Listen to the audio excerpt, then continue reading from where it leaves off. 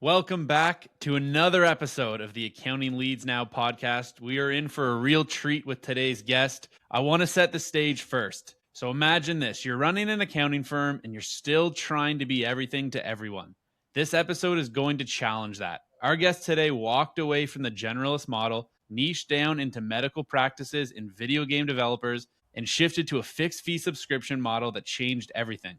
He's going to break down exactly how he did it, what almost broke along the way, and what he'd do differently if he was starting over tomorrow. His name, Sean Duncan of SMD Consulting and Accounting. Let's get into it. Sean, welcome to the show. This is incredible. I'm very excited to have you here. I'm excited to be here. I sound excited. That guy you're interviewing sounds cool. Well, Sean, let's get right into it before I forget, because we were talking a little bit before hitting record. You were talking about, was it bullets and bourbon or bourbon and bullets? Bullets and bourbon, yep. Okay. Tell me a little bit about that, because you were mentioning, hey, like you said it so casual. Yeah, I was out, I was networking, I was shooting a machine gun, and then I signed a big client. So I want to hear a little bit more of the backstory. So short version starts with, you never know where leads are going to come from. And I just like to hang out with good people. And we don't really market. We don't really advertise. I just meet good people, and good people hang out with good people. And so this really cool guy, West Point grad, invites me to this thing called Bullets and Bourbon. And it's a bunch of guys that get together. People that have, again, I'm in Texas, so we got lots of guns here. They have collections of various different types of fully automatic machine guns, stuff that, again, Canada, I did say that wrong on purpose, aren't really familiar with. And they lay out this whole arsenal and they say, okay, we're going to go shoot various ones of these guns and have fun. And then they have, the next section is they have these bourbon tasting, and you chat and you just kind of BS with people. And so we shot a whole bunch of machine guns. It was hilariously fun. And we're sitting down telling stories about how cool that was and what our favorite gun was. And I'm talking to this fractional CFO. And we get back together for lunch because we hit it off there. So we hit it off at lunch. And it wasn't 3 months later, we're signing a multi-$1,000 a month new client subscription. Just because he liked me, I liked him. He trusted what we did. He knew what we did differently. And boom, there we go. We got a good client. So I got a brand new client earlier this year for shooting machine guns. So I was also saying on April 16th, I got invited to go clay shooting with somebody. So clearly shooting works for business. So I'm going to go shoot stuff and see if I land another client. It's like shooting fish in a barrel. It literally is. If there is a barrel, I would shoot it. Yes, that's the plan. Well, congratulations on the new client, and what an interesting story for, I mean, that might take the cake on one of the most interesting ways to attract a client. So we'll see what future episodes and conversations bring. But again, being from Canada, just hearing about, drinking bourbon, shooting machine guns, I don't think it gets more Texas than that. So I appreciate you being able to share that story. No, what's funny is they do different theme nights. They have the weapons of Die Hard, the weapons of Call of Duty. So then they build, like, these guys have these crazy collections of all kinds of stuff that I didn't realize were completely legal. That's cool. That's cool. So I want to hear a little bit about how you got niched down, because going from medical practices, that makes sense. But how do you pair medical practices and video game developers? Because those two, unless I'm wrong, Sean, do not typically run, in linear with one another. I'm trying to find more gaming doctors. I will admit that, because I'm a big gamer. Part of, like any business, you walk into business thinking you're going to create a certain thing. One of the passions I had when I started was I actually wanted to help professional athletes, because they're constantly getting screwed over with people on their taxes and their finances. Wildly difficult to break into for different reasons. And we sort of organically built part of our referral base. Doctors loved what we were doing, so they kept referring us more of their friends. We had a lot of software development clients. Some were doing SAP, some were doing, different types of programming. I'm a big gamer. Like, I personally am a gamer, and I have several employees that are rabid gamers. And I just said, you know what? Let's go work with who we want to work with. In fact, actually, when I'm speaking at GrowCon, my section is going to be about choosing the perfect clients. You get to choose who your clients are. I love helping doctors. They help people save their lives. They help them walk and feel better. And I like supporting that, because to me, that's a bit of paying it forward. The better they are, the better they can be for their patients. And there's obviously revenue there. But I literally selfishly said, I want video game clients. It was purely about me. I want video game clients. And we knew plenty of folks that were making pretty good money at it. And so we go find small studios, 20 or fewer people in a studio. You'd be surprised what's out there. In fact, one of our single wealthiest clients is actually a video game developer and not a doctor. There's a really fun niche. So it was organic. We moved toward the doctors. It made sense, and I love supporting them. And we built skills. And then very, very intentional. I picked somebody I wanted to work with. I mean, really, you get to talk video games as part of your job. Who doesn't want to do stuff? Well, those of you that don't play video games, Yeah. I am more than happy to discuss video games ad nauseum with whatever client wants to talk about. Yeah, I think that's so cool. And I love how you mentioned you picked what was going to give you the most fulfillment, not who's coming to the door that, they're going to pay the bills, but you're going to hate dealing with that client all day long. I was at a recent event on the marketing side of things, and that was a similar message of, as the business owner, you get to choose who you want to work with. And when you think about niching down, if you're not really sure what industry to pick or what industry has, the most money, most industries have a lot of money. You just need to go deep enough in them. But the biggest thing is, what's going to give you the fulfillment? Who can you see yourself hanging around with at, Zoom calls, phone calls, trade shows? Who do you just want to surround yourself around? So I think that's so cool how you picked medical, and then, hey, I just love video games. So with that, what's the console of choice, or what's the, top of the list, the go-to game you're always picking? So I will strategically say I play a PlayStation 5. I do love my PC games, but when you're working on the computer all day and then you go in the evenings and you suddenly log in, your carpal tunnel syndrome kicks in. So my years of World of Warcraft taught me that I can't sit for 7 hours of World of Warcraft after a full workday. So I go PlayStation literally to change up, pain tolerances. Currently, I'm playing an older game. I like my RPGs. And actually, RPGs actually translate to business. It's about building skills and streams and patterns. And there's a weird synchrony that relates to that. But I'm playing a game called Celasta, which is basically Dungeons and Dragons. It's not as good as Baldur's Gate 3 for those of you that are super nerds, but I do love my Fallout. Everybody who's watching TV watching Fallout. I may or may not have a Fallout tattoo, just saying, hypothetically. But I like my role-playing games. Those are my big favorites, but I have a pretty diverse and eclectic mix, but that's what I lean on. Yeah, very cool. As you were talking about the theme night from the Bourbon and Bullets, when you mentioned Call of Duty, I can't tell you how many hours I'm going to say invested when I was younger playing Call of Duty. So when I've seen those like themed packages in Vegas, or you talking about that for the like that to me would be, all right, I got to pick a Call of Duty themed, package for if I was to go shoot guns. So that would be the top of my list. Yeah, we've all played a way too many first-person shooters. As you get older, your response times drop. So I can't play the Fortnites and the Calls of Duties anymore. One, because I also have to be able to pause a game because I still have 3 kids, a business to run in life. You can't commit to 4 hours of game straight without interruption. So I'm a really bad teammate if I try to join a squad in Call of Duty. That's funny. So Sean, when it comes to how you guys are attracting clients, because you mentioned you're not typically investing in marketing. You sounds like you do a lot of networking, and it's just getting in the right rooms with people. What is your secret to growth then? Are you guys putting any money into paid ads, or is it all more traditional word of mouth, just getting in the rooms, shaking hands, kissing babies? It's a layered, really there is a layered approach to it. I am awful with marketing. This is the 20th year of the firm. And every year since the first year, I keep going, I need to take marketing seriously and be an adult and run a business. And then I get 10 referrals and then I stop even thinking about it and move on. But it did start with, I have the right contacts. But it didn't happen to me initially. And it's a slower build, but you meet the centers of influence, your doctors, your lawyers, your financial advisors, and you just chat. If I have one tip on that, meet the best people you can meet, regardless of what they do. If you meet the best gardener in town, the gardener might be working for your ideal client and they just want to brag about you.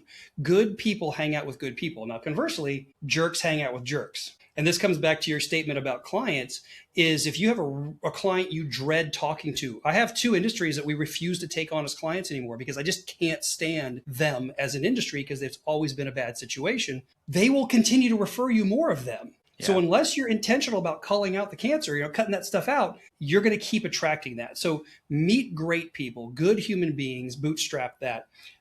Marketing wise, it never made sense. AdWords, all that. Is there SEO optimization behind the scenes on the website? Yes. That I consider just routine. You should be doing that. If you're failing to even try SEO as an organic matter, you're missing it completely.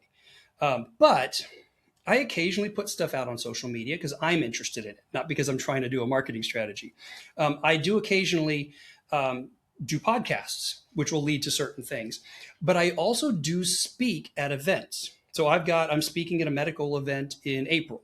That's very intentional and strategic. Yep. Now I am going to show up with my new book, which is catered toward doctors. So there's synergy to that. So I do try to speak and teach and get in front of the audiences, but it's really has been a lot of just people understand. Now I will also say you do have to ask for clients. You do have to ask for the referrals. You do quality work, and we do explain what we do is different.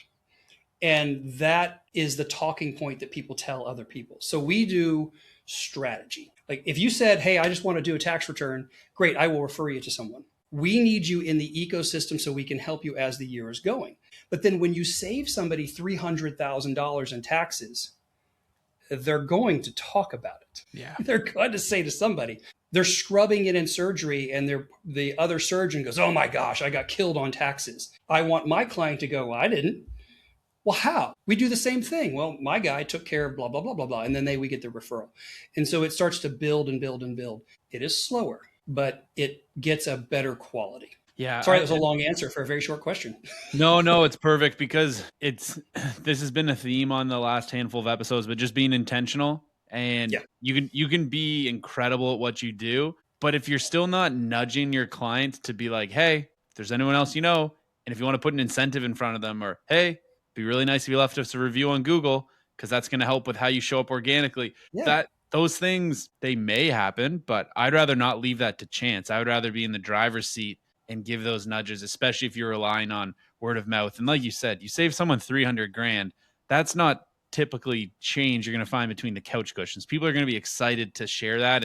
And people like to I find people love being able to give that stamp of approval to someone else. Like if you went into a room and said, hey, I'm looking for, a tax reduction specialist or a tax planner, or I need a chiropractor. People love to put up their hand and go, oh, you got to go to my person. I got the best chiropractor in town. Mm-hmm. If you are intentional about that, it sounds like you have been, you get a ton of work that comes through. Yes. And that's where niching also comes in.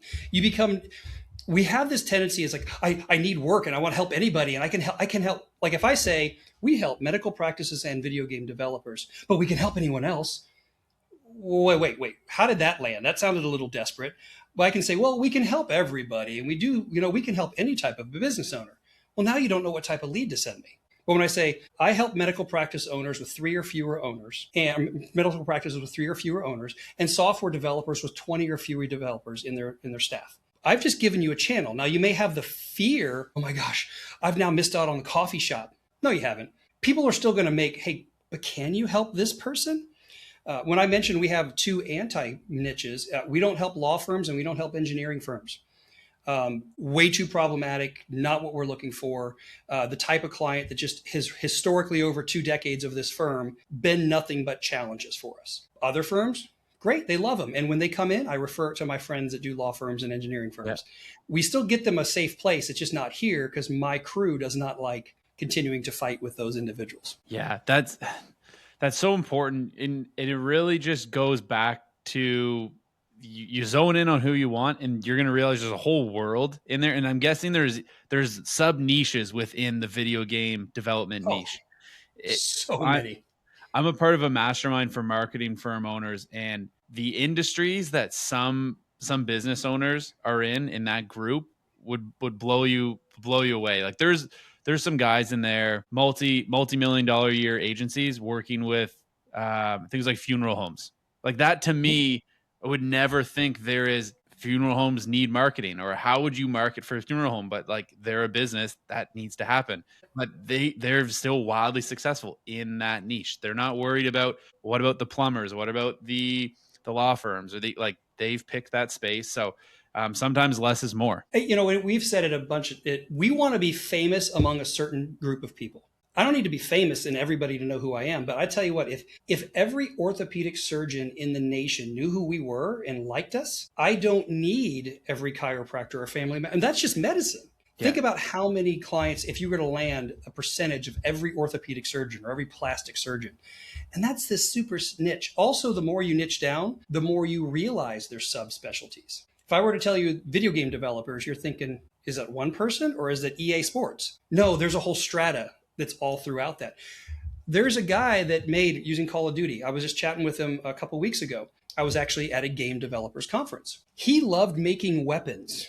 So he made a weapons package in this tool and then contacted Call of Duty folks and said, hey, I got this thing. Are you interested? And they bought it. No way. He is a weapon package in Call of Duty because he just liked it. How is that a business? It is. He monetized making little goofy virtual weapons. And that's one piece of his little studio. And like, you can come up with stuff. People made money selling characters on World of Warcraft on eBay. I had a guy that made $100,000 one year selling World of Warcraft fake stuff on eBay. Yeah, it's truly incredible when you start talking to some people how others make money in the world. It always just fascinates me. I get tunnel vision a lot of being like, all right, I'm in the marketing world. I'm working with accountants, and that's just the way. And then you speak to someone who, they have a blue collar job, and I'm like, yeah, I forgot that just exists, or there's a niche within the blue collar space or white collar, whatever it is, or people are selling virtual packages online for video games and making a killing doing it. Yep. Yeah. And it's fascinating. There's a lot of ways to make money. It's just, you got to find the one that works for you. And that's picking the right client. It's right back to it. Is if you can't even message your marketing if you don't know who the heck you're asking for. Yeah. Because nobody can know how to Google search that. Now, Sean, you mentioned a couple points that I think is really worth touching on. You sound like you're very active in the industry circles that you serve. You mentioned you're at a video game conference. You're speaking at an upcoming medical conference. Tell us a little bit about that, because stage time is money time. I'm guessing you've picked up clients from being on stage, being at these shows, but also just that authority build of being around there. People aren't just seeing you on a Zoom call anymore. They're not just seeing your face on a website. They can actually shake your hand at these conferences. I'd love to hear you elaborate a little bit more on attending those trade shows. So there's multiple reasons, and it's just like attending an accounting conference. A lot of people think, I don't need to go to the conference because I can get my CPE at home. That's not the point of a conference. The conference is the networking. It's the in-between times. It's the technologies that you're going to meet. There's an immersive nature that is irreplaceable. You can't do it virtually. The same thing with all the industry conferences. You're there in the room with them. You're chatting about stuff that's going on. You're hearing things. Sometimes there's a session pocket that there's nothing that relates to accounting. Well, if we were doing virtual, I would just log off and go play a video game, or I'd play on my iPad or do some work and then come back when it was time again. But when you're at the conference, you go like, let me go check out this random session, and you learn more stuff. You're immersed, and that's extremely valuable. Now, when you're on the speaking side of it, the authority makes a difference. And I'll give you a very specific example as it relates to this game developer conference. I'm not speaking at it this past year. I'm probably going to speak at it next year. I attended a bunch of classes, and then I came to this one session that was a roundtable discussion. So everybody could participate. Happened to be self-employed, freelance studio owner developers. Obviously, I was there for a reason. And then a couple tax and business conversations came up, and they were answering things incorrectly. Well, as the only CPA in the room, I was like, actually, this is how that works. Just keep this in mind. Here's some tricks for you. Hopefully that's helpful. And we moved on. And then another question came up, and I just raised my hand and said, hey, this is how that works. Be sure to ask your accountant this, and this, and move on. Well, immediately afterwards, and I was not the speaker, immediately afterwards, 3 different people came up to me and said, holy cow, you explained something in 3 minutes that I've been asking my CPA for 6 months. Can I get your card? I had my prospect meeting, first of the 3 prospect meetings, yesterday. Nice. And that was 2 weeks ago. I had a conference with a successful small studio. I had a meeting yesterday, and just so happens her husband's a physician. How insane is that? She runs a game development studio and the husband's a doctor. Like, when you said they don't run in the same circles, well, I guess we're both wrong, because I wasn't expecting that. But it's that authority. I was there as a representation of authority. So then when you get on stage, now here's the key, you have to be approachable. I'm a goofball. I joke, I goof, I talk about silly stuff. I have a Captain America shield in the background. That's just me. And so when you're up there approachable, people will migrate to talk to you. I've been on panels with 3 CPAs, and some are terrified to be on stage. Well, nobody's going to come up and talk to them because you just gave the appearance that you're terrified. There's one that talked down to the audience. Well, you should know this if you are running a business. Nobody likes to be talked down to. I'm a goofy teacher. I just like to teach. So if you can come out with a giving mindset, I'm there to help. You get the authority by already being up there, but then you're approachable. Then they will circle around you. And I usually end up with a circle of people that we're chatting with, and we laugh and we joke and we move on. So it lands clients. I make good contacts. I met another really good lawyer and CPA at this last conference.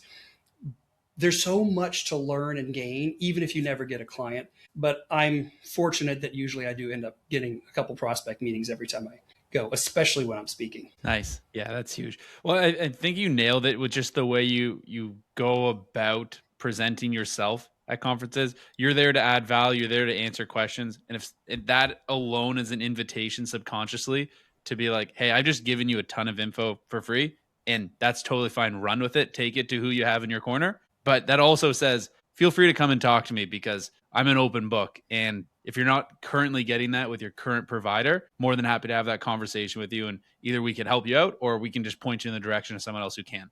And that, when you have that abundance mindset, I think you just get overwhelmed with positive opportunities. And it sounds like that's what you get by attending these shows. Yes. Now, I will say something too that to keep in mind. When you own an accounting firm, you did not sign up to be a salesperson. Nobody went to accounting as a profession to say, now I want to sell, which means you were never trained on sales. I was never trained on sales. I'm a terrible salesperson. I'm a good teacher.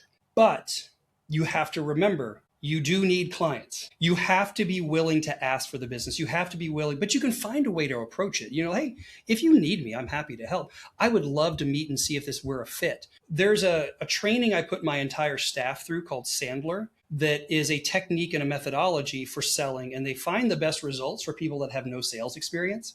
And I've watched it happen in my group. A couple of my folks that had no sales experience, and they say sales scares them. They're the ones getting the most referral requests. They learned a technique to apply it. You're running a business. You need to be doing sales. And so I go with a giving mindset. I'm here to help, but I'm also listening. I want to, you know what? I'd be happy to take a look and see if I can help you out. I'm still going to ask for the opportunity. I'm just not going to be heavy-handed about it. Because if we do just give it away, well, what happens? Now you're pro bono.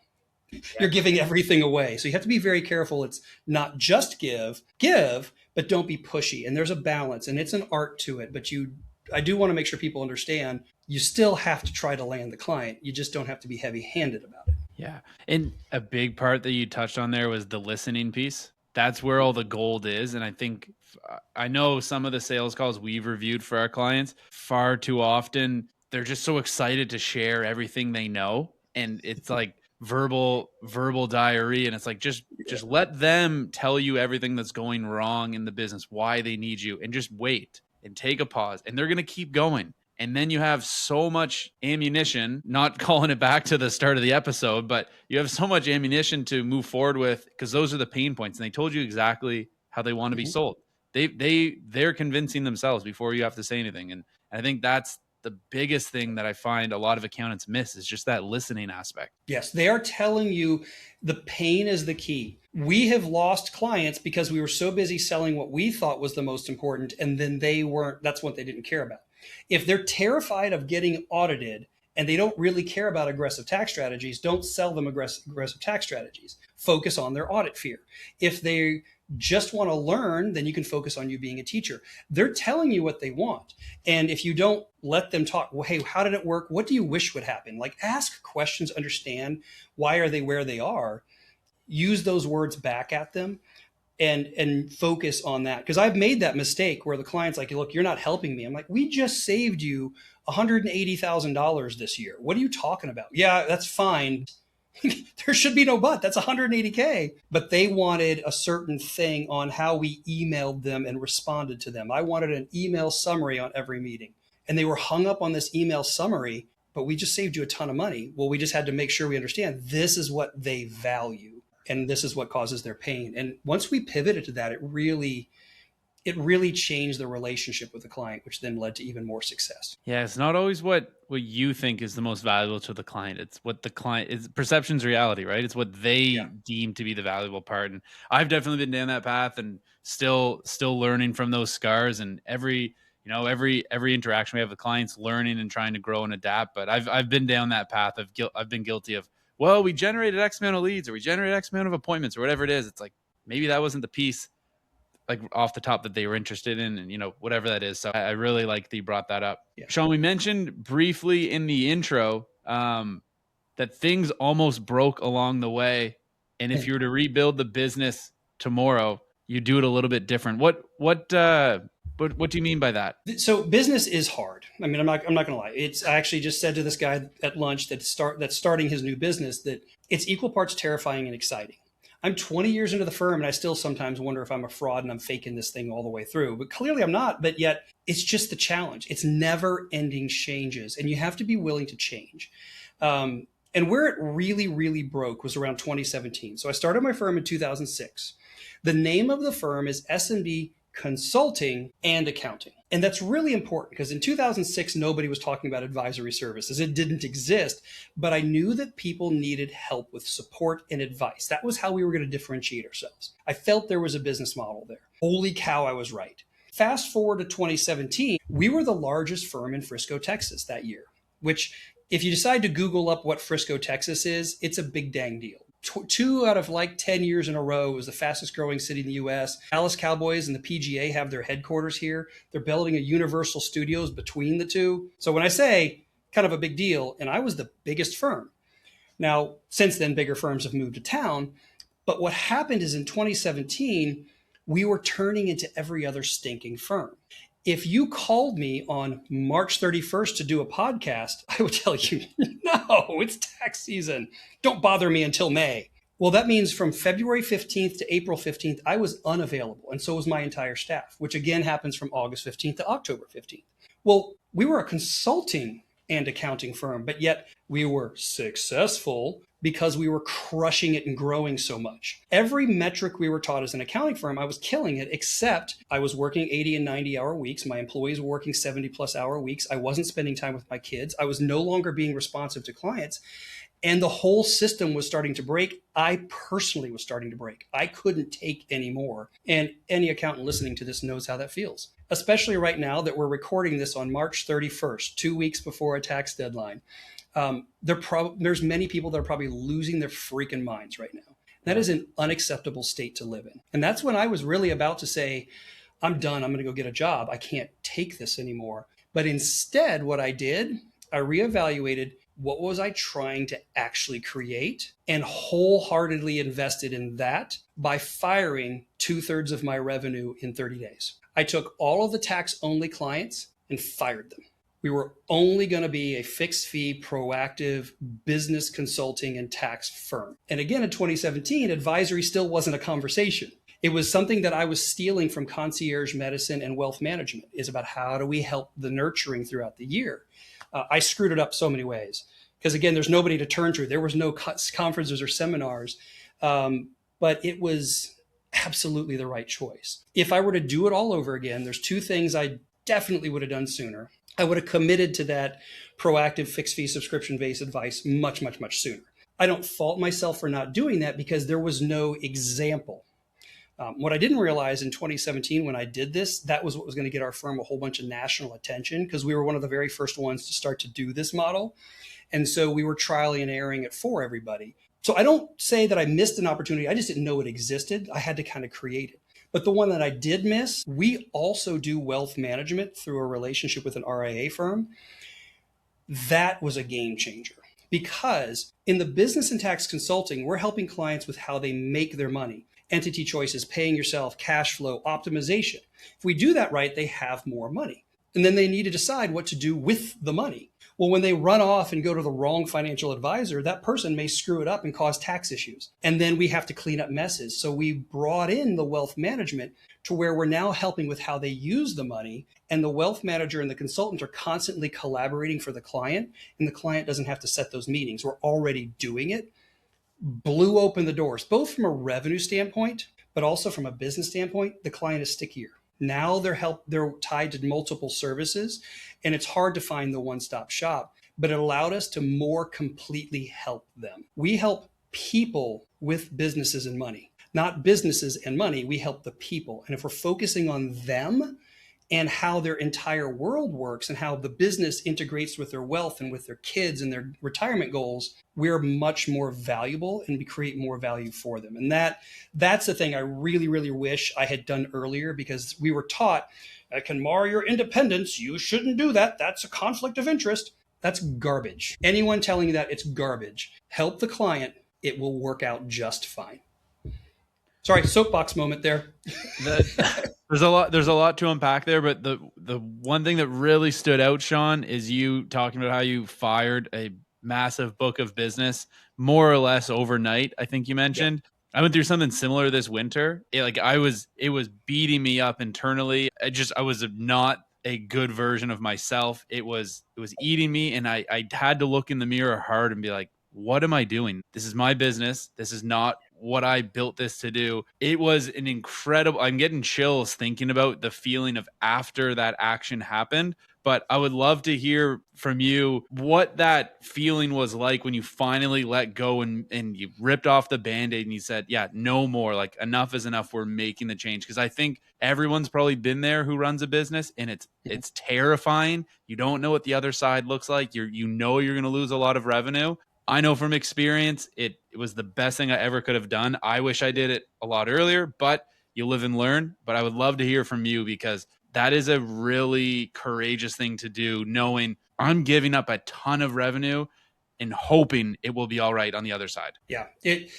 So a couple things. One, in the micro version, I'll tell you that I say to a lot of people is every time I've ever fired a client, I have landed equal or better within 48 hours. And I don't know why it happens over and over. So I tell people every year on your birthday, I want you to fire someone, an employee, a vendor, or a client. Someone's pissing you off. You might as well get them out of there. And every time you get rid of that negative, whatever it is, you've opened space for something better to happen. And I'm just so thankful that that's the case. And it is, you get rid of that angry client, you feel better. The chills that you experience, like, oh, they're never going to call me again. And there's some weird serendipity, like then the phone rings, you meet the right person, you're in the right mental space, whatever it is. Firing 2/3 of my revenue in one shot, it was a weird experience. When I did it, I had no fear, which sounds weird because I knew it's what I had to do. We were so off of what my purpose was and my mission was and what I tried to achieve as a firm. I wasn't living the life I wanted. My employees weren't living the lives they wanted. And we certainly weren't serving the clients the way I wanted to serve the clients. That's just not a healthy business, even though it was traditional accounting firm success. So I wasn't afraid of it, because also how hard is it to go back and get more tax clients? If I was wrong getting them back, but I just didn't want them back, but I could have done it. So I knew there was an easy chance to get them back, but there were moments of doubt. But what was really funny is the moments of doubt, whenever they surfaced, very shortly after the doubt surfaces, an example would come up where, like, oh yeah, that's right, why I do that. For example, when we said we fired everybody, anyone we were in the middle of doing the returns for, we of course were going to honor our agreement and finish. Yeah. So I was firing people in June of 2017 to tell them next January of 2018, you need to find someone. I was giving 6 months notice. Yeah. So this wasn't a panic attack, but we were working on this one lady's return. And in this moment of like, did I do something insane? Did I really make a bad mistake? She was the most horrible human being. She was caustic, accusatory, threatening. She was threatening me. She wrote this memo, and her memo was talking about how our attention to detail was awful and just terrible. And I'm going to tell everybody because I did not include her middle initial W on the Texas franchise tax return page 4 and her K1.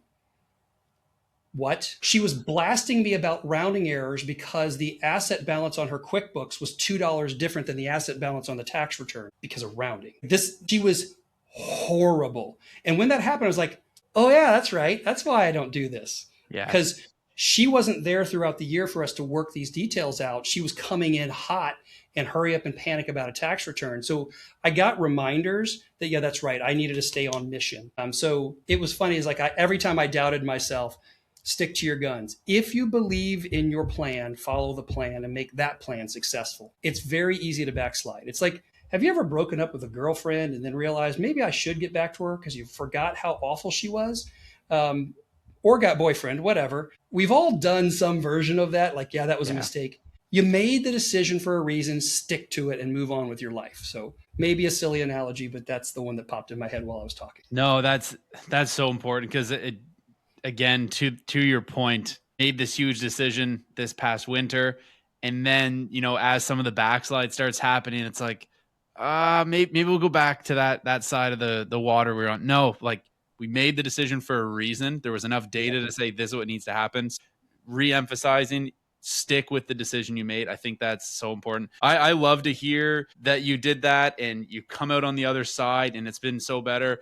And like you said, it is weird. All of a sudden you say no to all of these things and you're like, hey, we're going to get rid of this. And then randomly, I don't even think it's random though, because you're more open to the universe, like you spoke about, and not to get super woo woo, but like you're able to accept all those opportunities because you're looking through a different lens. So to anyone listening who has that huge decision they're wavering with, dive in the deep end, rip off the Band-Aid and do it, because the other side will be better because you're just going to be in a better headspace. And you don't have to fire 2/3 of your revenue. I mean, there was a bit of what I should have done is I should have sold part of the book. Right. I should have monetized it, but I was so clear that this is what I had to do. So there's some things I would have done differently there too, but just that one client, every time the phone rings, you're like, oh my God, yeah, just fire them. I don't care what their revenue is, because you're presenting whatever that person is causing. So if that person's causing you stress and anxiety and fatigue, when you meet the next prospect, you're communicating stress, anxiety, and fatigue to them, and you may not even know it. It's when I'm in a place where, I hate this is silly, but we don't have to land more clients. We choose. Now, does that mean I turn everybody away? No, I love helping. We don't have to land more clients. But if we do, I have a plan for that. And then I have a roadmap for what our next hiring is going to be. And I know where we're going to go. I'm not trying to be a 100-person firm. I don't care about that stuff. It's about me and my employees and their lifestyle and the value we bring. And if I'm not the biggest firm in the nation, who cares? Dude, I leave every day at 3:30 now. I take 2 months of vacation and travel to conferences anywhere between 4 to 8 weeks a year. I'm kind of worthless here. I don't do client work. Like, I built a system to get to this point, but it was very, very, very intentional to get to the point to where I'm purely CEO and sales guy. And my next thing is to hand off all the sales to people. Yeah, that's so cool. Sean, I've really enjoyed this conversation. I can't wait to hear you speak at GrowCon in a few weeks. Can't wait to meet you in person. To end this episode, because we've gone a little bit over time, so I appreciate your patience and flexibility. What is one actionable item listeners can take today from this podcast where you're like, go and implement this the second you're done listening to this episode to better you as an individual or to better your business? Ooh. Okay, you know what? I have actually a trademarked concept called the work on the business day. One of the challenges we have is you listen to a podcast and you get a great idea. You go to a conference and you have a list of ideas, but you never implement them. Here's what I recommend. No less than quarterly, and for no less than 4 hours, I prefer the whole day. Block a day. That day, you're not allowed to take emails, phone calls, anything related to the client. That's the day you are the owner of the company making decisions. Software to buy, employees to hire, prices to change, all the stuff that you're like, I need to look at that. If you don't block it, it's never going to happen. If I have one secret to my success, it's the dedicated commitment to doing the work on the business days to where I make the big decisions. I do it monthly now, and I actually continue to kind of sprinkle it in. Focus 100% on being the owner of the company. Now, to give you this, people say, I don't have time for that. What if my clients call?